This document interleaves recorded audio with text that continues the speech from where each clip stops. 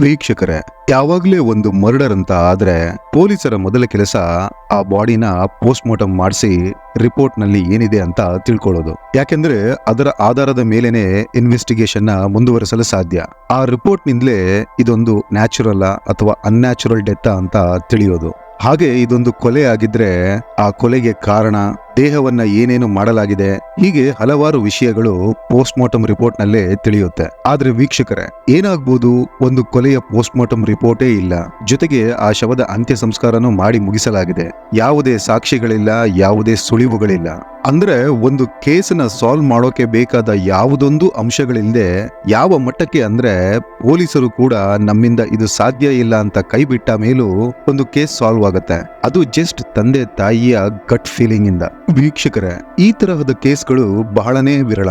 ಬನ್ನಿ ಹಾಗಿದ್ರೆ ಏನಿದು ಕೇಸ್ ಅಂತ ಡೀಟೇಲ್ ಆಗಿ ತಿಳ್ಕೊಳ್ಳೋಣ. ವೀಕ್ಷಕರೇ, ಮೊದಲ ಬಾರಿ ನಮ್ಮ ಚಾನೆಲ್ಗೆ ಬಂದಿದ್ರೆ ದಯವಿಟ್ಟು ಸಬ್ಸ್ಕ್ರೈಬ್ ಮಾಡಿ, ನೋಟಿಫಿಕೇಶನ್ ಬೆಲ್ ನ ಆನ್ ಮಾಡಿ. ಹಾಗೆ ನಿಮ್ಮ ಅಮೂಲ್ಯವಾದ ಅಭಿಪ್ರಾಯವನ್ನ ಕಾಮೆಂಟ್ ಸೆಕ್ಷನ್ ಅಲ್ಲಿ ತಿಳಿಸೋದಕ್ಕೆ ಮರಿಬೇಡಿ. ಹರಿಯಾಣ ರಾಜ್ಯದ ಯಮುನಾನಗರ್ ಡಿಸ್ಟ್ರಿಕ್ಟ್ ನಲ್ಲಿ ಹೂಡಾ 17 ಎಂಬ ಒಂದು ಸೆಕ್ಟರ್ ಇದೆ. ಇಲ್ಲಿ ಒಂದು ದೊಡ್ಡ ಬಂಗಲೆಯಲ್ಲಿ 4 ಜನರ ಫ್ಯಾಮಿಲಿ ವಾಸವಾಗಿದ್ರು. ಬತ್ರಾ ಫ್ಯಾಮಿಲಿ. ಮನೆಯ ಮುಖ್ಯಸ್ಥ ಯೋಗೇಶ್ ಬತ್ರಾ, ಅವರ ಪತ್ನಿ ಪ್ರಿಯಾಂಕಾ ಬತ್ರಾ, ಜೊತೆಗೆ ಅವರ 2 ಮಕ್ಕಳು. ಯೋಗೇಶ್ ಬತ್ರಾ ಬೇಸಿಕಲಿ ಒಬ್ಬ ಬಿಸ್ನೆಸ್ ಮ್ಯಾನ್. ಬತ್ರಾ ಪ್ಲೈವುಡ್ ಎಂಬ ಒಂದು ದೊಡ್ಡ ಕಂಪನಿ ಇದೆ. ಜೊತೆಗೆ ಹಲವಾರು ಬಿಸ್ನೆಸ್ ಗಳನ್ನ ಯೋಗೇಶ್ ಮಾಡ್ತಿದ್ರು. ಯೋಗೇಶ್ ಯಮುನಾನಗರ್ ನಲ್ಲಿ ಒಬ್ಬ ಬಹುಕೋಟಿ ಉದ್ಯಮಿ ಅನ್ನೋದು ಎಲ್ಲರಿಗೂ ತಿಳಿದಿತ್ತು. ಯೋಗೇಶ್ ಹಾಗೂ ಪ್ರಿಯಾಂಕಾಗೆ ಮದುವೆಯಾಗಿ 17ರಿಂದ 18 ವರ್ಷಗಳಾಗಿತ್ತು. ಅವರದು ಲವ್ ಮ್ಯಾರೇಜ್. ಮದುವೆಯಾಗಿ ಇಷ್ಟು ವರ್ಷಗಳೇ ಕಳೆದಿದ್ರು ಅವರ ಪ್ರೀತಿಯಲ್ಲಿ ಒಂದು ಚೂರು ಕೊರತೆ ಇರಲಿಲ್ಲ. ಇನ್ನು 2 ಮಕ್ಕಳು ಸ್ಕೂಲ್ಗೆ ಹೋಗ್ತಿದ್ರು. ಯೋಗೇಶ್ನ ತಂದೆ ತಾಯಿ ಉತ್ತರಾಖಂಡ್ ನಲ್ಲಿ ವಾಸವಾಗಿದ್ರು. ಯೋಗೇಶ್ನ ಮನೆಯಲ್ಲಿ ಯಾವುದಕ್ಕೂ ಕೊರತೆ ಇರಲಿಲ್ಲ. ಹಣ, ಪ್ರಾಪರ್ಟಿ, ಆಳು ಕಾಳು, ಹ್ಯಾಪಿ ಫ್ಯಾಮಿಲಿ ಎಲ್ಲವೂ ಇತ್ತು. ಹಾಗೆ ಜೀವನ ಕೂಡ ಸ್ಮೂತ್ ಆಗಿ ನಡೀತಿತ್ತು. ಈಗ ಡೇಟ್ ಬರುತ್ತೆ ಮೇ 28, 2016. ನಿಧಾನವಾಗಿ ಬೆಳಗಿನ ಸೂರ್ಯ ಮೇಲೇಳ್ತಾ ಇದ್ದ. ಮನೆಯಲ್ಲಿ ಯೋಗೇಶ್, ಪತ್ನಿ ಪ್ರಿಯಾಂಕಾ, ಜೊತೆಗೆ 17 ವರ್ಷದ ಮಗಳು ಕ್ವಾಯಿಶ್ ಕೂಡ ಇದ್ರು. ನಾರ್ಮಲ್ ಆಗಿ ಯೋಗೇಶ್ ಹಾಗೂ ಪ್ರಿಯಾಂಕಾ ಮನೆಯ ಗ್ರೌಂಡ್ ಫ್ಲೋರ್ ನ ಬೆಡ್ರೂಮ್ ನಲ್ಲಿ ಮಲಗ್ತಿದ್ರು. ಮಗಳು ಫಸ್ಟ್ ಫ್ಲೋರ್ ನಲ್ಲಿ ಮಲಗ್ತಿದ್ಲು. ಅಂದು ಬೆಳಿಗ್ಗೆ ಪತ್ನಿ ಪ್ರಿಯಾಂಕಾ ಮೊದಲಿಗೆ ಹಾಸಿಗೆಯಿಂದ ಹೇಳ್ತಾರೆ. ಟೈಮ್ ಆಗ್ಲೇ ಬೆಳಗಿನ 7:30 ಸಮಯ ಆಗಿದ್ದರಿಂದ ಯೋಗೇಶ್ ಕೂಡ ಏಳೋ ಟೈಮ್ ಆಗಿತ್ತು. ಹಾಗಾಗಿ ಪ್ರಿಯಾಂಕಾ ತಮ್ಮ ಪತಿ ಯೋಗೇಶ್ ನನ್ನ ಎಬ್ಬಿಸ್ತಾರೆ. 1-2 ಸರ್ತಿ ಯೋಗೇಶ್ಗೆ ಎದ್ದೊಳಕ್ಕೆ ಹೇಳಿ ವಾಶ್ರೂಮ್ಗೆ ಹೋಗ್ತಾರೆ. ಹೀಗೆ ವಾಶ್ರೂಮ್ಗೆ ಹೋಗಿ ಒಂದು 15 ನಿಮಿಷಗಳ ನಂತರ ಹೊರಬಂದು ನೋಡಿದ್ರೆ ಯೋಗೇಶ್ ಇನ್ನು ಎದ್ದೇ ಇರಲಿಲ್ಲ. ಮತ್ತೆ ಹತ್ತಿರ ಹೋಗಿ ಯೋಗೇಶ್ನ ಮುಟ್ಟಿ ಎಬ್ಬರಿಸ್ತಾರೆ. ಆದ್ರೆ ಯೋಗೇಶ್ ನಿಂದ ಯಾವ ರಿಯಾಕ್ಷನ್ ಕೂಡ ಇರಲಿಲ್ಲ. ಪ್ರಿಯಾಂಕಾ ಅನ್ಕೋತಾರೆ ಯೋಗೇಶ್ ಬಹಳನೇ ಗಾಢವಾಗಿ ನಿದ್ರೆ ಮಾಡ್ತಿರ್ಬೇಕು, ಅದಕ್ಕೆ ಎದ್ದೇಳ್ತಿಲ್ಲ ಅಂತ ಅನ್ಕೊಂಡು ಸ್ವಲ್ಪ ಬಲವಾಗಿ ಹಿಡಿದು ಯೋಗೇಶ್ ಯೋಗೇಶ್ ಅಂತ ಕರೆದು ಎಬ್ಬರಿಸೋ ಪ್ರಯತ್ನ ಪಡ್ತಾರೆ. ಆದ್ರೆ ಯೋಗೇಶ್ ಒಂದು ಚೂರು ಅಲ್ಲಾಡ್ತಿರ್ಲಿಲ್ಲ. ನಂತರ ಪ್ರಿಯಾಂಕಾ ಯೋಗೇಶ್ನ ಪಲ್ಸ್ ಚೆಕ್ ಮಾಡ್ತಾರೆ, ಉಸಿರಾಟನ ಚೆಕ್ ಮಾಡ್ತಾರೆ, ಹೃದಯದ ಬಡಿತ ಚೆಕ್ ಮಾಡ್ತಾರೆ. ಆಗ ಗೊತ್ತಾಗುತ್ತೆ ಯೋಗೇಶ್ ಇನ್ನಿಲ್ಲ ಅಂತ. ಎಲ್ಲವೂ ನಿಂತು ಹೋಗಿತ್ತು. ತಕ್ಷಣ ಗಾಬರಿಯಿಂದ ಹೆದರಿ ಪ್ರಿಯಾಂಕಾ ತಮ್ಮ ಮಗಳನ್ನ ಓಡಿ ಬರುವಂತೆ ಕರೀತಾರೆ. ಜೊತೆಗೆ ಅಕ್ಕಪಕ್ಕದ ಮನೆಯವರನ್ನ ಕರೀತಾರೆ. ಪ್ರಿಯಾಂಕಾ ತನ್ನ ಅಪ್ಪನಿಗೂ ಫೋನ್ ಮಾಡಿ ಕರೀತಾರೆ. ನಿಧಾನವಾಗಿ ಎಲ್ಲರೂ ಮನೆಗೆ ಬರ್ತಾರೆ. ಎಲ್ಲರ ಪ್ರಶ್ನೆ ಒಂದೇ, ಏನಾಯ್ತು, ಯೋಗೇಶ್ಗೆ ಏನಾಯ್ತು ಅಂತ. ಆಗ ಪ್ರಿಯಾಂಕಾ ಹೇಳ್ತಾರೆ, ರಾತ್ರಿ ಮಲಗಿದ್ದಾಗ ಒಮ್ಮೆ ಸಡನ್ ಆಗಿ ಕೆಟ್ಟ ಕನಸು ಬಂತು ಅಂತ ಎದ್ದು ಕೂತ್ಕೊಂಡಿದ್ರು. ಬಹಳನೇ ಬೇವತಿದ್ರು. ನಂತರ ಸ್ವಲ್ಪ ನೀರು ಕುಡಿದ ಮೇಲೆ ಮತ್ತೆ ಮಲ್ಕೊಂಡ್ರು. ಆದ್ರೆ ಬೆಳಿಗ್ಗೆ ಎದ್ದಾಗ ಹೀಗೆ ಆಗಿದೆ ಅಂತ ಹೇಳ್ತಾರೆ. ಅಷ್ಟೊತ್ತಿಗಾಗಲೇ ಯೋಗೇಶ್ವರನ್ನ ಹಾಸ್ಪಿಟಲ್ಗೆ ಕರ್ಕೊಂಡು ಹೋಗಲಾಯಿತು. ಆದ್ರೆ ಹಾಸ್ಪಿಟಲ್ ನಲ್ಲಿ ಡಾಕ್ಟರ್ಗಳು ಯೋಗೇಶ್ನನ್ನ ಇವರು ಆಲ್ರೆಡಿ ಸತ್ತು 6 ಗಂಟೆಯ ಮೇಲಾಗಿದೆ ಅಂತಾರೆ. ಹಾಗಾಗಿ ಮತ್ತೆ ಯೋಗೇಶ್ವರ ಶವವನ್ನ ಮನೆಗೆ ವಾಪಸ್ ತರ್ತಾರೆ. ಪ್ರಿಯಾಂಕಾರ ತಂದೆ ಕೂಡ ಒಬ್ಬ ಡಾಕ್ಟರ್. ಪ್ರಿಯಾಂಕಾ ರಾತ್ರಿ ಏನಾಯ್ತು ಅಂತ ಅಪ್ಪನಿಗೆ ಹೇಳ್ತಾರೆ.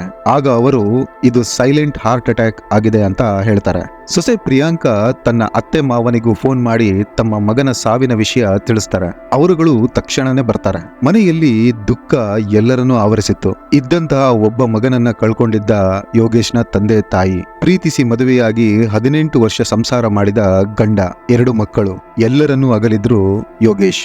ನಂತರ ನೆಕ್ಸ್ಟ್ ಡೇ ಅಂದ್ರೆ ಮೇ 29ಕ್ಕೆ ಯೋಗೇಶ್ರ ಅಂತ್ಯ ಸಂಸ್ಕಾರ ಮಾಡಿ ಮುಗಿಸಲಾಯಿತು.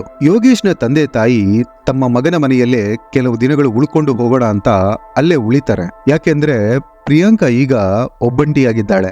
ಇಂತಹ ಕಷ್ಟದ ಸಮಯದಲ್ಲಿ ಆಕೆಗೆ ಯಾರಾದ್ರೂ ಜೊತೆಗಿದ್ದು ಸಾಂತ್ವನ ಕೊಡೋದು ಅವಶ್ಯಕ ಅಂತ ಯೋಚಿಸ್ತಾರೆ. ಹಾಗೆ ಅವರಿಬ್ಬರು ಅಲ್ಲೇ ಉಳ್ಕೋತಾರೆ. ಇತ್ತ ಪ್ರಿಯಾಂಕಳ ಬಾಳು ಸಂಪೂರ್ಣ ಉಲ್ಟಾ ಪಲ್ಟಾ ಆಗೋಗಿತ್ತು.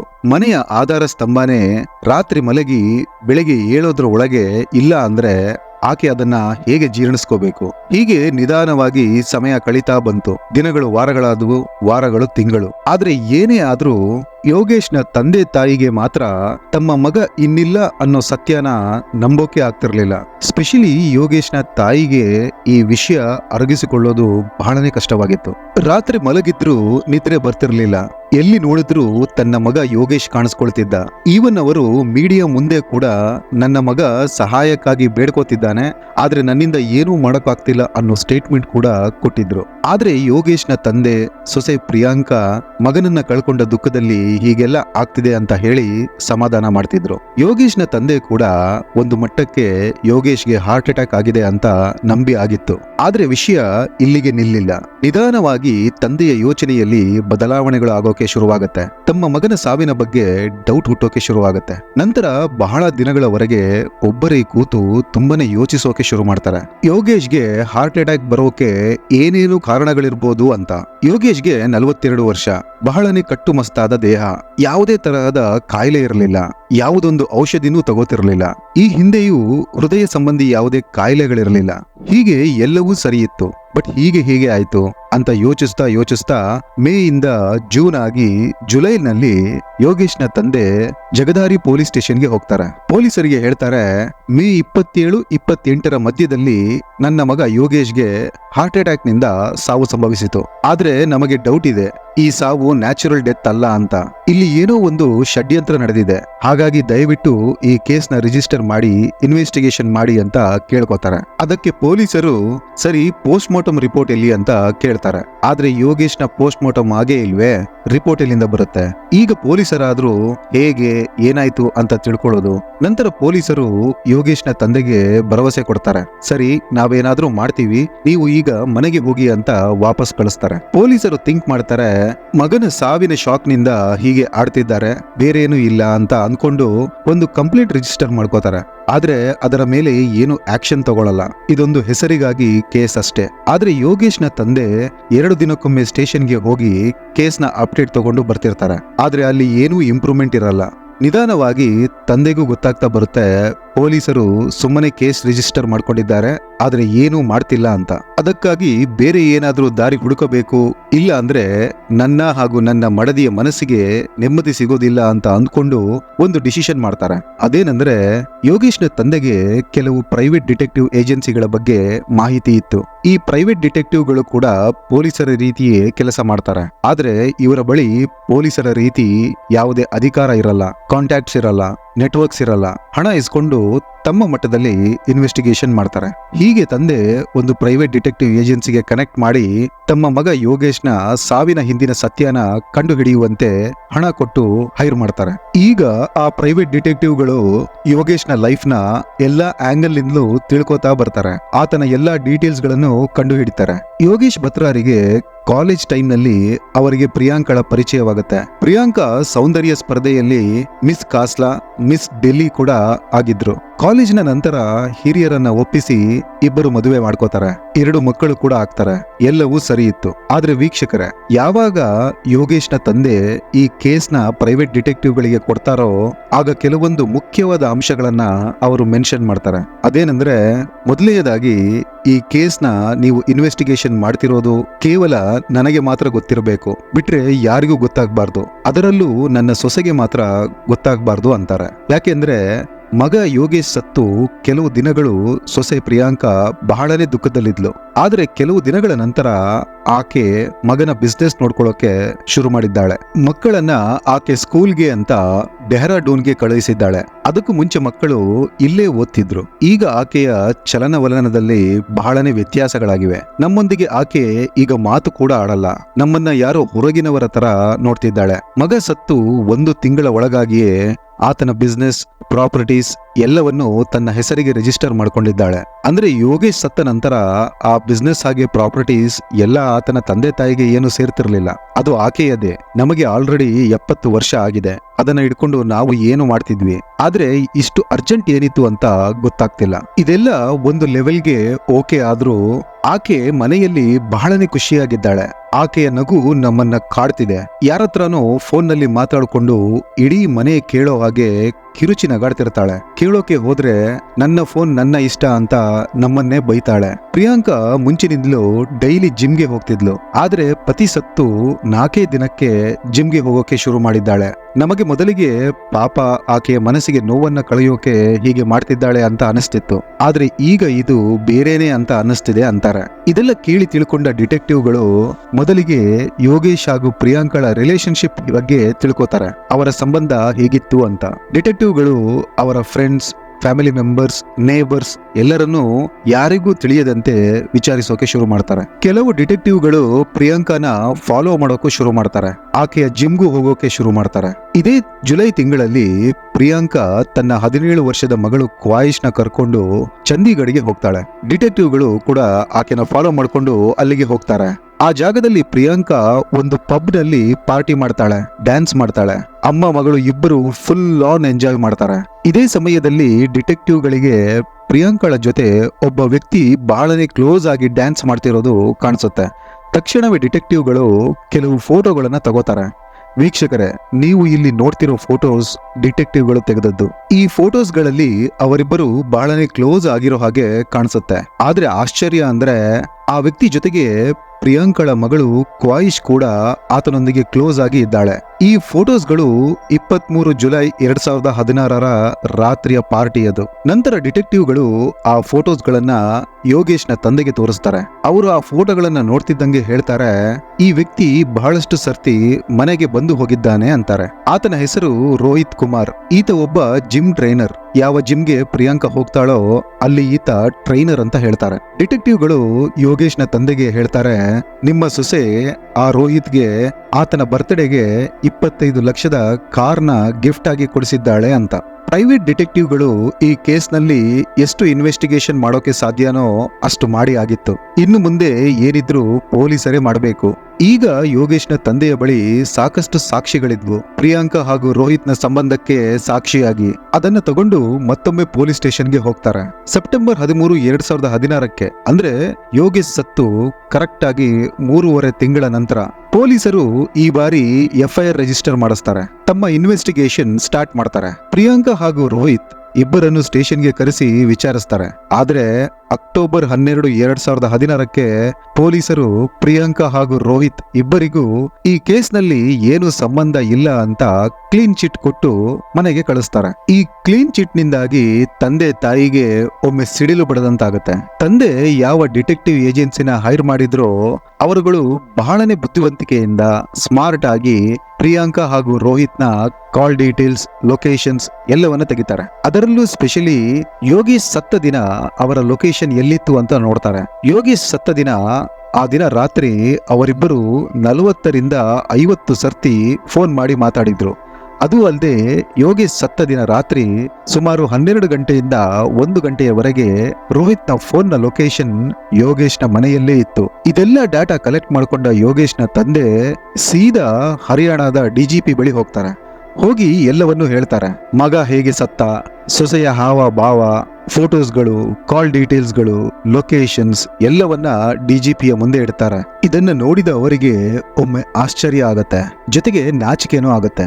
ಒಬ್ಬ 70 ವರ್ಷದ ವಯಸ್ಸಾದ ವ್ಯಕ್ತಿ ಇಷ್ಟು ಕಷ್ಟಪಟ್ಟು ತನ್ನ ಮಗನ ಸಾವಿಗೆ ನ್ಯಾಯ ಕೊಡಿಸೋಕೆ ಹೋರಾಡ್ತಿರೋದನ್ನ ನೋಡಿ ಅವರೇ ಇವರಿಗೊಂದು ಸಲಾಂ ಹೊಡಿತಾರೆ. ತಕ್ಷಣ DGP ಈ ಕೇಸ್ನ ಕರ್ನಲ್ ಪೊಲೀಸ್ ಸ್ಟೇಷನ್ಗೆ ಹಸ್ತಾಂತರಿಸ್ತಾರೆ. ಅಲ್ಲಿಯ SP-ಗೆ ಇದರ ಇನ್ವೆಸ್ಟಿಗೇಷನ್ ಮಾಡುವಂತೆ ಆರ್ಡರ್ ಮಾಡ್ತಾರೆ. ಈಗ ಈ ಕೇಸ್ಗೆ ಒಂದು SIT ಅಂದ್ರೆ ಸ್ಪೆಷಲ್ ಇನ್ವೆಸ್ಟಿಗೇಷನ್ ಟೀಮ್ ಅನ್ನ ಫಾರ್ಮ್ ಮಾಡಲಾಗುತ್ತೆ. ಈ ಕೇಸ್ ಅಫಿಷಿಯಲಿ ಇನ್ವೆಸ್ಟಿಗೇಷನ್ ಸ್ಟಾರ್ಟ್ ಆಗುತ್ತೆ. ಪ್ರೈವೇಟ್ ಡಿಟೆಕ್ಟಿವ್ಗಳಿಂದ ಕಲೆಕ್ಟ್ ಮಾಡಲಾಗಿದ್ದ ರಿಪೋರ್ಟ್ ನ SIT-ಗೆ ಹ್ಯಾಂಡ್ ಓವರ್ ಮಾಡ್ತಾರೆ. ಪೊಲೀಸರು ರೀಕನ್ಫರ್ಮೇಶನ್ಗೋಸ್ಕರ ಮತ್ತೊಮ್ಮೆ ಕಾಲ್ ಡೀಟೇಲ್ಸ್ ಹಾಗೂ ಲೊಕೇಶನ್ಸ್ ನ ತೆಗೆಸ್ತಾರೆ. ಅದು ಹಳೆ ರೆಕಾರ್ಡ್ಗೆ ಮ್ಯಾಚ್ ಆಗತ್ತೆ. ಯೋಗೇಶ್ ಸತ್ತ ಮೇ 27 ಪ್ರಿಯಾಂಕಾ ಹಾಗೂ ರೋಹಿತ್ ಯಾವುದೋ ಡೂಪ್ಲಿಕೇಟ್ ಸಿಮ್ ಯೂಸ್ ಮಾಡಿ ಮಾತಾಡಿರ್ತಾರೆ. ಅಂದ್ರೆ ಅವರ ಮೊಬೈಲ್ಗೆ ಬೇರೊಂದು ಸಿಮ್ ಹಾಕಿ ಮಾತಾಡಿದ್ರು. ಅದು ಪೊಲೀಸ್ಗೆ ಈಸಿಯಾಗಿ ಗೊತ್ತಾಗುತ್ತೆ. ಅದರ ಜೊತೆಗೆ ಅಂದು ರಾತ್ರಿ ಒಂದೇ ಮನೆಯಲ್ಲಿ ಇದ್ದ ಪ್ರಿಯಾಂಕಾ ಹಾಗೂ ಮಗಳು ಕ್ವಾಯಿಶ್ ಫೋನ್ ಮಾಡಿ ಮಾತಾಡಿದ್ರು. ಒಂದೇ ಮನೆಯಲ್ಲಿರೋರು ಫೋನ್ ಮಾಡಿ ಅಷ್ಟೊಂದು ಸರ್ತಿ ಯಾಕೆ ಮಾತಾಡ್ತಾರೆ ಅನ್ನೋ ಡೌಟ್ ಪೊಲೀಸರಿಗೆ ಬರುತ್ತೆ. ಮಾರ್ಚ್ 21, 2017ಕ್ಕೆ ರೋಹಿತ್ ನನ್ನ ಕಸ್ಟಡಿಗೆ ತಗೊಂಡ ಪೊಲೀಸರು ಸ್ಟ್ರಿಕ್ಟ್ ಆಗಿ ವಿಚಾರಿಸ್ತಾರೆ. ಸ್ವಲ್ಪ ಅತಿಥಿ ಸತ್ಕಾರ ಮಾಡ್ತಿದ್ದಂಗೆ ಸತ್ಯ ಬೊಗಳೋಕೆ ಶುರು ಮಾಡ್ತಾನೆ ರೋಹಿತ್. ಹೌದು, ಯೋಗೇಶ್ ನನ್ನ ಕೊಲೆ ಮಾಡಲಾಗಿದೆ. ಇದರಲ್ಲಿ ಪ್ರಿಯಾಂಕಾನೇ ಮೈನ್ ಮಾಸ್ಟರ್ ಮೈಂಡ್ ಅಂತ ಹೇಳ್ತಾನೆ. ನಂತರ ಮಾರ್ಚ್ 22ಕ್ಕೆ ಪ್ರಿಯಾಂಕಳನ್ನ ಕೂಡ ಅರೆಸ್ಟ್ ಮಾಡಲಾಯಿತು. ಈಗ ಹೊರಬರುತ್ತೆ ಯೋಗೇಶ್ನ ಸಾವಿನ ಹಿಂದಿನ ರಹಸ್ಯ. 2015ರಲ್ಲಿ ಪ್ರಿಯಾಂಕಾ ಯೋಗೇಶ್ಗೆ ಹೇಳ್ತಾಳೆ, ನಾನು ಸ್ವಲ್ಪ ದಪ್ಪ ಆಗಿದ್ದೀನಿ ಅನ್ಸುತ್ತೆ, ಅದಕ್ಕೆ ಜಿಮ್ಗೆ ಸೇರೋಣ ಅಂತ ಇದ್ದೀನಿ ಅಂತ. ಅದಕ್ಕೆ ಯೋಗೇಶ್ ಕೂಡ ಸರಿ ಅಂತಾನೆ. ಜಿಮ್ ಸೇರಿದ ಪ್ರಿಯಾಂಕಾಗೆ ರೋಹಿತ್ ಟ್ರೈನರ್ ಆಗಿ ಸಿಗ್ತಾನೆ. ಇನ್ನೇನು, ನೀವು ಕೇಳ್ಬೇಕಾ ನಾನು ಹೇಳ್ಬೇಕಾ, ಒಂದು ಕೆಟ್ಟ ಸಂಬಂಧ ಇವರಿಬ್ಬರ ನಡುವೆ ಶುರುವಾಗತ್ತೆ. ಈ ವಿಷಯ ಮುಚ್ಚಿಟ್ರು ಬಹಳಷ್ಟು ದಿನ ಮುಚ್ಚಿಡೋಕ್ಕಾಗಲ್ಲ. ಇಲ್ಲೂ ಹಾಗೆ ಆಯ್ತು. 2016ರಲ್ಲಿ ಇವರಿಬ್ಬರ ಕಾಮಕಾಂಡ ಪತಿ ಯೋಗೇಶ್ಗೆ ಗೊತ್ತಾಯ್ತು. ಎಲ್ಲಾ ಗಂಡಂದಿರು ಈ ಸಿಚುವೇಶನ್ ನಲ್ಲಿ ಕೋಪ ಪಡೋ ಹಾಗೆ ಯೋಗೇಶ್ ಕೂಡ ಕೋಪ ಪಟ್ಟಿದ್ದ. ಆದ್ರೆ ಆತ ಪತ್ನಿಯನ್ನ, ತನ್ನ ಮಕ್ಕಳನ್ನ ಬಹಳನೇ ಪ್ರೀತಿಸ್ತಿದ್ದರಿಂದ ಪ್ರಿಯಾಂಕಾಗೆ ವಾರ್ನ್ ಮಾಡ್ತಾನೆ. ನೀವುಗಳು ಏನಾದ್ರೂ ಈ ವಿಷಯವನ್ನ ಇಲ್ಲಿಗೆ ನಿಲ್ಲಿಸದಿದ್ರೆ ನಾನು ಸ್ಟೇಷನ್ಗೆ ಹೋಗ್ತೀನಿ, ಕೋರ್ಟ್ ತನಕನೂ ಎಳೆದು ಹಾಕ್ತೀನಿ ಅಂತ ವಾರ್ನ್ ಮಾಡ್ತಾನೆ. ಆ ದಿನ ಪ್ರಿಯಾಂಕಾ ಹಾಗೂ ರೋಹಿತ್ ಇಬ್ಬರು ಆತನ ಕಾಲಿಗೆ ಬಿದ್ದು ಕ್ಷಮೆ ಕೇಳಿರ್ತಾರೆ. ಇನ್ನು ಮುಂದೆ ಹೀಗೆ ಮಾಡೋಲ್ಲ ಅಂದಿರ್ತಾರೆ. ಆದ್ರೆ ಇಲ್ಲಿಂದ ಪ್ರಿಯಾಂಕಾ ಯೋಗೇಶ್ ನನ್ನ ಹೆದರ್ಸೋಕೆ ಶುರು ಮಾಡ್ತಾಳೆ. ಈ ವಿಷಯ ನೀನ್ ಯಾರಿಗಾದ್ರೂ ಹೇಳಿದ್ರೆ ನಾನು ಸೂಸೈಡ್ ಮಾಡ್ಕೊಂಡು ನಿನ್ನ ಮೇಲೆ ಇಲ್ಲ ಸಲ್ಲದ ಆರೋಪ ಹಾಕಿ ಜೈಲ್ನಲ್ಲೇ ಕೊಳೆಯೋ ಹಾಗೆ ಮಾಡಿಬಿಡ್ತೀನಿ ಅಂತ ನಾಟಕವಾಡೋಕೆ ಶುರು ಮಾಡ್ತಾಳೆ. ಮನೆಯಲ್ಲಿ ಪ್ರತಿದಿನ ಇದೇ ವಿಷಯಕ್ಕೆ ಜಗಳವಾಗೋಕೆ ಶುರುವಾಗುತ್ತೆ. ಇದರಿಂದ ಯೋಗೇಶ್ ಮಾನಸಿಕವಾಗಿ ಕುಗ್ಗಿ ಹೋಗ್ತಾನೆ. ಇಲ್ಲಿ ಪ್ರಿಯಾಂಕಾ ಮನಸ್ಸು ಮಾಡಿದ್ರೆ ಯೋಗೇಶ್ ನಿಂದ ಡೈವರ್ಸ್ ತಗೊಂಡು ರೋಹಿತ್ ನನ್ನ ಮದುವೆ ಆಗ್ಬೋದಾಗಿತ್ತು. ಆದ್ರೆ ಏನ್ ಮಾಡೋದು, ಯೋಗೇಶ್ ಒಬ್ಬ ಕೋಟ್ಯಾಧೀಶ್ವರ. ರೋಹಿತ್ನ ಜೀವನ ಸಾಲ ಮಾಡೇ ನಡೆಸಬೇಕಿತ್ತು. ಈಗ ಡಿಸೈಡ್ ಮಾಡೋ ಟೈಮ್ ಪ್ರಿಯಾಂಕಾಗೆ ಬಂದಾಗಿತ್ತು. ಎಷ್ಟೋ ಸರ್ತಿ ಮನುಷ್ಯ ಒಂದು ಸರಿ ನಿರ್ಧಾರ ತಗೊಳ್ಳೋಕೆ ಆಗದೆ ತಪ್ಪು ನಿರ್ಧಾರ ಮಾಡಿ ಇಡೀ ಜೀವನ ಕೊರಗೋ ಹಾಗೆ ಆಗೋ ಕ್ಷಣ ಪ್ರಿಯಾಂಕಾಗೆ ಬಂದಾಗಿತ್ತು. ಆಕೆ ಯೋಗೇಶ್ನ ಮೂಟೆ ಕಟ್ಟೋಕೆ ನಿರ್ಧರಿಸ್ತಾಳೆ. ಯೋಗೇಶ್ ಹೋದ್ರೆ ಎಲ್ಲ ಆಸ್ತಿ ಈಕೆಗೆ, ಬಿಸ್ನೆಸ್ ಈಕೆಗೆ, ಜೊತೆಗೆ ತನ್ನ ಪ್ರೀತಿಯ ರೋಹಿತ್ ಕೂಡ ಈಕೆಗೆ. ಏನ್ ಐಡಿಯಾ ಗುರು. ನಂತರ ಪ್ರಿಯಾಂಕಾ ಈ ವಿಷಯನ ರೋಹಿತ್ಗೆ ಹೇಳ್ತಾಳೆ. ಇನ್ನು ರೋಹಿತ್ ಒಂದು ಕಡೆ ಹುಡುಗಿ, ಜೊತೆಗೆ ಕೋಟ್ಯಾಂತರ ರೂಪಾಯಿ ಆಸ್ತಿ, ಬಿಡ್ತಾನ? ಆತನು ಒಪ್ಕೋತಾನೆ. ಆದ್ರೆ ಯೋಗೇಶ್ನ ಸಾಯಿಸೋಕೆ ಇವರಿಬ್ಬರಿಂದ ಸಾಧ್ಯ ಇರಲಿಲ್ಲ. ಇವರ ಪ್ಲಾನ್ಗೆ ಇನ್ನೂ ಇಬ್ಬರು ಶಾಮೀಲಾಗ್ತಾರೆ. ಒಬ್ಬನ ಹೆಸರು ಶ್ಯಾಮ್ ಸುಂದರ್. ಈತ ಹಾಸ್ಪಿಟಲ್ ಒಂದರಲ್ಲಿ ಕಾಂಪೌಂಡರ್ ಆಗಿದ್ದ. ಇನ್ನೊಬ್ಬ ಸತೀಶ್ ಕುಮಾರ್. ಈತನಿಂದ ರೋಹಿತ್ ಸಾಲ ತಗೊಂಡಿದ್ದ. ಇವರಿಬ್ಬರು ಯುಪಿಯ ಶರಣ್ಪುರ್ನಲ್ಲಿ ವಾಸಿಸೋರು. ಪ್ರಿಯಾಂಕಾ ಹಾಗೂ ರೋಹಿತ್ ಶ್ಯಾಮ್ ಮತ್ತು ಸತೀಶ್ಗೆ 10 ಲಕ್ಷಕ್ಕೆ ಯೋಗೇಶ್ನ ಕೊಲ್ಲೋಕೆ ಸುಪಾರಿ ಕೊಡ್ತಾರೆ. ಡೇಟ್ ಡಿಸೈಡ್ ಮಾಡ್ತಾರೆ. ಮೇ 27, 2016 ರಾತ್ರಿ. ಅವತ್ತು ಮೊದಲಿಗೆ ಪ್ರಿಯಾಂಕಾ ಹಾಗೂ ರೋಹಿತ್ ತಮ್ಮ ರೆಗ್ಯುಲರ್ ಸಿಮ್ ತೆಗೆದು ಬೇರೊಂದು ಸಿಮ್ ಕಾರ್ಡ್ ಹಾಕಿ 40 ಬಾರಿ ಮಾತಾಡ್ತಾರೆ. ಪ್ಲಾನ್ ಡಿಸ್ಕಸ್ ಮಾಡ್ತಾರೆ. ರಾತ್ರಿ 10 ಗಂಟೆಯ ಸುಮಾರಿಗೆ ತನ್ನ ಕಾರ್ನಲ್ಲಿ ರೈಲ್ವೆ ಸ್ಟೇಷನ್ಗೆ ಹೋಗ್ತಾಳೆ. ಅಲ್ಲಿಂದ ಶ್ಯಾಮ್ ಹಾಗೂ ಸತೀಶ್ನ ಪಿಕ್ ಮಾಡ್ತಾಳೆ. ರೋಹಿತ್ ಕೂಡ ಅವರೊಂದಿಗೆ ಜಾಯಿನ್ ಆಗ್ತಾನೆ. ಆದ್ರೆ ಇಲ್ಲಿದ್ದ ಮತ್ತೊಂದು ಸರ್ಪ್ರೈಸ್ ಅಂದ್ರೆ ಯೋಗೇಶ್ ಹಾಗೂ ಪ್ರಿಯಾಂಕಾಳ 17 ವರ್ಷದ ಮಗಳು ಕ್ವಾಯಿಶ್ ಕೂಡ ಆ ಕಾರ್ನಲ್ಲಿ ಇದ್ಲು. ನಂತರ ಎಲ್ಲರೂ ಮನೆಗೆ ಬರ್ತಾರೆ. ಪ್ರಿಯಾಂಕಾ ಹಾಗೂ ಮಗಳು ಮನೆಯ ಒಳಗೆ ಹೋಗ್ತಾರೆ. ಉಳಿದ ಮೂವರು ಕಾರ್ನಲ್ಲೇ ವೇಟ್ ಮಾಡ್ತಿರ್ತಾರೆ. ಪ್ರಿಯಾಂಕಾ ಹೇಳಿರ್ತಾಳೆ, ಮನೆಯ ಹಿಂದಿನ ಬಾಗಿಲನ್ನ ನಾನು ಓಪನ್ ಮಾಡೇ ಇಟ್ಟಿರ್ತೀನಿ. ನಾನು ಸಿಗ್ನಲ್ ಕೊಟ್ಟ ತಕ್ಷಣ ನೀವುಗಳು ಮನೆಯ ಒಳಗೆ ಬನ್ನಿ ಅಂತಾಳೆ. ಮನೆಯಲ್ಲಿ ಯೋಗೇಶ್ ಆಲ್ರೆಡಿ ಬಂದಾಗಿತ್ತು. ಅವರು ಊಟ ಮಾಡಿ ಸುಮಾರು 11:30 ಹೊತ್ತಿಗೆ ಮಲ್ಕೊಳ್ಳೋಕೆ ಹೋಗ್ತಾರೆ. ಯಾವಾಗ ಯೋಗೇಶ್ ಡೀಪ್ ಸ್ಲೀಪ್ಗೆ ಹೋಗಿದ್ದಾರೆ ಅಂತ ಗೊತ್ತಾಗುತ್ತೋ ಆಗ ಪ್ರಿಯಾಂಕಾ ಸಿಗ್ನಲ್ ಮಾಡಿ ಮೂವರನ್ನು ಮನೆ ಒಳಗೆ ಕರೀತಾಳೆ. ಸ್ವಲ್ಪ ಹೊತ್ತು ಅಲ್ಲೇ ಹೊರಗಡೆ ಮಾತಾಡಿ ನಿಧಾನವಾಗಿ ಯೋಗೇಶ್ ಮಲಗಿದ್ದ ಬೆಡ್ರೂಮ್ಗೆ ಬರ್ತಾರೆ. ಬಂದಿದ್ದಂತಹ ಮೂವರಲ್ಲಿ ಶ್ಯಾಮ್ ಒಬ್ಬ ಕಾಂಪೌಂಡರ್. ಆತ ಬರುವಾಗ 2 ಸಿರಿಂಜ್ ಜೊತೆಗೆ ನಿದ್ರೆಗೆ ಜಾರೋಕೆ ಅನಸ್ತೇಶಿಯಾ ತಗೊಂಡು ಬಂದಿರ್ತಾನೆ. ಮೊದಲಿಗೆ ಒಂದು ಸಿರಿಂಜ್ನ ರೆಡಿ ಮಾಡ್ತಾನೆ. ನಂತರ ನಿಧಾನವಾಗಿ ಯೋಗೇಶ್ನ ಬಳಿ ಬರ್ತಾನೆ. ಆದ್ರೆ ಸೌಂಡ್ಗೆ ಯೋಗೇಶ್ಗೆ ಎಚ್ಚರವಾಗತ್ತೆ. ಕಿರುಚೋಕೆ ಶುರು ಮಾಡ್ತಾರೆ. ಆಗ ರೋಹಿತ್ ಹಾಗೂ ಸತೀಶ್ ಯೋಗೇಶ್ನ ಗಟ್ಟಿಯಾಗಿ ಹಿಡ್ಕೋತಾರೆ. ಸಹಾಯಕ್ಕೆ ಪ್ರಿಯಾಂಕಾ ಮೇಡಮ್ ಇದ್ರಲ್ಲ. ಆದ್ರೆ ಯೋಗೇಶ್ನ ಕಿರುಚಾಟ ಹಾಗೆ ಒದ್ದಾಟಕ್ಕೆ ಶ್ಯಾಮ್ನ ಸಿರಿಂಜ್ ಕಟ್ ಆಗಿ ಹೋಗುತ್ತೆ. ತಕ್ಷಣ ಮತ್ತೊಂದು ಸಿರಿಂಜ್ನಗೆ ಮೆಡಿಸಿನ್ ಹಾಕಿ ಚುಚ್ಚೋಕೆ ಹೋಗ್ತಾನೆ. ಆದ್ರೆ ಆಗ್ಲೂ ಯೋಗೇಶ್ನ ಒದ್ದಾಟಕ್ಕೆ ಅದು ಕಟ್ಟಾಗಿ ಹೋಗುತ್ತೆ. ವೀಕ್ಷಕರೇ, ಒಂದು ಕ್ಷಣ ಯೋಗೇಶ್ನ ಆ ಟೈಮ್ನಲ್ಲಿ ಇರೋ ಮನಸ್ಥಿತಿನ ಊಹಿಸಿಕೊಳ್ಳಿ. ಪತ್ನಿ ಕಾಲನ್ನ ಗಟ್ಟಿಯಾಗಿ ಹಿಡ್ಕೊಂಡು ಚುಚ್ಚು ಚುಚ್ಚು ಸಾಯಿಸು ಸಾಯಿಸು ಅಂತಿದ್ರೆ ಅದನ್ನ ಕೇಳಿ ಮೇ ಬಿ ಯೋಗೇಶ್ ಮಾನಸಿಕವಾಗಿ ಅಲ್ಲೇ ಸತ್ತು ಹೋಗಿರ್ತಾರೆ. ಎರಡೂ ಸಿರಿಂಜ್ಗಳು ಕಟ್ಟಾಗ್ತಿದ್ದಂಗೆ ಏನು ಮಾಡೋದು ಅಂತ ಗೊತ್ತಾಗಲ್ಲ. ಆಗ ಪ್ರಿಯಾಂಕಾ ಹೇಳ್ತಾಳೆ, ಈಗ ಇವನಿಗೆ ಎಲ್ಲ ಗೊತ್ತಾಗಿ ಹೋಗಿದೆ, ಇವನನ್ನ ಜೀವಂತವಾಗಂತೂ ಉಳಿಸಲೇಬಾರದು, ಆತನ ಬಾಯಿ ಮುಚ್ಚಿ ದಿಂಬನ್ನ ಮೂಗಿಗೆ ಇಟ್ಟು ಉಸಿರುಗಟ್ಟಿಸಿ ಅಂತಾಳೆ. ಈ ಪ್ಲಾನ್ ನಲ್ಲಿ ಆಕೆ ಸಕ್ಸಸ್ ಕೂಡ ಆಗ್ತಾಳೆ. ಪ್ಲಾನ್ ನ ಪ್ರಕಾರ ಶವವನ್ನ ತಗೊಂಡೋಗಿ ನದಿಗೆ ಎಸೆಯೋದಾಗಿತ್ತು. ಆದ್ರೆ ಪ್ರಿಯಾಂಕಾ ಹೇಳ್ತಾಳೆ, ಶವವನ್ನ ಇಲ್ಲೇ ಬಿಡಿ, ನಾನು ಎಲ್ಲರನ್ನೂ ನಂಬಿಸ್ತೀನಿ, ಆತನಿಗೆ ಹಾರ್ಟ್ ಅಟ್ಯಾಕ್ ಆಗಿದೆ ಅಂತ ಹೇಳ್ತಾಳೆ. ಅದರಲ್ಲೂ ಆಕೆ ಸಕ್ಸಸ್ ಆಗ್ತಾಳೆ. ಯೋಗೇಶ್ನ ದೇಹದಲ್ಲಾಗ್ಲಿ ಮುಖದಲ್ಲಾಗ್ಲಿ ಏನು ಮಾರ್ಕ್ಸ್ ಗಳಿರ್ಲಿಲ್ಲ, ಯಾರಿಗಾದ್ರೂ ಡೌಟ್ ಬರೋದಕ್ಕೆ. ರಕ್ತನೂ ಬಂದಿರಲಿಲ್ಲ.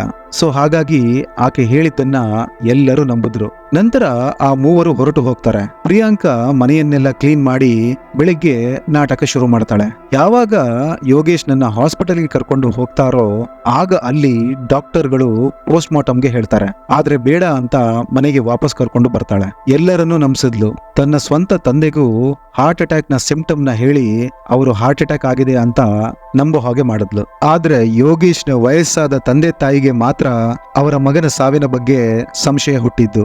ಅದಕ್ಕೆ ಅಂತಾರಲ್ಲ ಹೆತ್ತ ಕರಳು ಅಂತ. ಏನೇ ಆದ್ರೂ ಆ ವಯಸ್ಸಲ್ಲೂ ಅವರಿಬ್ಬರು ಸೋಲೊಪ್ಕೊಳ್ಳಿಲ್ಲ. ಪೊಲೀಸರು ಇವರಿಗೆ ಸಹಾಯ ಮಾಡದಿದ್ರು ತಮ್ಮ ಸ್ವಂತ ಶ್ರಮದಿಂದ ಡಿಟೆಕ್ಟಿವ್ಗಳ ಸಹಾಯ ತಗೊಂಡು ತಮ್ಮ ಮಗನ ಸಾವಿಗೆ ನ್ಯಾಯ ಕೊಡಿಸಿದ್ರು. ಪೊಲೀಸರು ಎಲ್ಲರನ್ನೂ ಅರೆಸ್ಟ್ ಮಾಡ್ತಾರೆ. ಯೋಗೇಶ್ನ ತಂದೆ ತಾಯಿ ತಮ್ಮ ಮೊಮ್ಮಗಳು ಕೂಡ ತನ್ನ ತಂದೆಯ ಸಾವಿನಲ್ಲಿ ಪಾತ್ರ ವಹಿಸಿದ್ದಾಳೆ ಅಂತ ಪಿಟಿಷನ್ ಫೈಲ್ ಮಾಡ್ತಾರೆ. ಆದ್ರೆ ಹೈಕೋರ್ಟ್ ಆಕೆಯನ್ನ ಈ ಕೇಸ್ನಿಂದ ಮುಕ್ತಿಗೊಳಿಸುತ್ತೆ. ನಂತರ ಪ್ರಿಯಾಂಕಾ, ರೋಹಿತ್ ಹಾಗೂ ಶ್ಯಾಮ್ ಮತ್ತು ಸತೀಶ್ಗೆ ಬೇಲ್ ಗ್ರಾಂಟ್ ಮಾಡುತ್ತೆ. ಇವರ ಮೇಲೆ IPC ಸೆಕ್ಷನ್ 302, 506, 120B, 201 ಹಾಗೂ 203 ಕೋರ್ಟ್ನಲ್ಲಿ ಸಾಬೀತಾಯಿತು. ಆಗಸ್ಟ್ 6, 2021ಕ್ಕೆ ಯೋಗೇಶ್ನ ಪತ್ನಿ ಪ್ರಿಯಾಂಕಾ, ರೋಹಿತ್, ಶ್ಯಾಮ್ ಹಾಗೂ ಸತೀಶ್ಗೆ ಯೋಗೇಶ್ನ ಕೊಲೆ ಆರೋಪದಡಿ ಜೀವಾವಧಿ ಶಿಕ್ಷೆ ವಿಧಿಸಲಾಯಿತು. ಜೊತೆಗೆ 60,000 ಫೈನ್. ಈ ಸಮಯದಲ್ಲಿ ಪ್ರಿಯಾಂಕಾಳ ತಂದೆ ಪೊಲೀಸರಿಗೆ ಲಂಚ ಕೊಟ್ಟಿರೋ ವಿಡಿಯೋ ವೈರಲ್ ಆಗಿತ್ತು, ತಮ್ಮ ಮಗಳನ್ನ ಸೇವ್ ಮಾಡಿಕೊಡಿ ಅಂತ. ವೀಕ್ಷಕರೇ, ಈ ಕೇಸ್ನ ಬಗ್ಗೆ ನಿಮ್ಮ ಅಭಿಪ್ರಾಯಗಳನ್ನ ಕಾಮೆಂಟ್ ಸೆಕ್ಷನ್ ಅಲ್ಲಿ ತಿಳಿಸೋಕೆ ಮರಿಬೇಡಿ ಅಂತ ಹೇಳ್ತಾ ಈ ಎಪಿಸೋಡ್ ನ ಮುಗಿಸ್ತಿದ್ದೀನಿ. ಸಿಗ್ತೀನಿ ಮುಂದಿನ ಎಪಿಸೋಡ್ ನಲ್ಲಿ. Till then take care.